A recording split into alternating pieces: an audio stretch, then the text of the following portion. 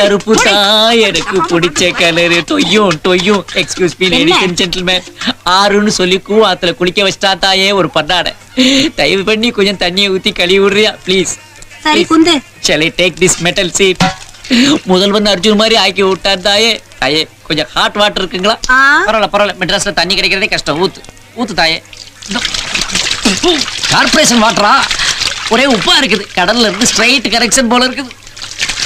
Sir தப்பா நினைக்க மாட்டாருன்னு நினைக்கிறேன். ஆபத்துக்கு பாவம் இல்ல.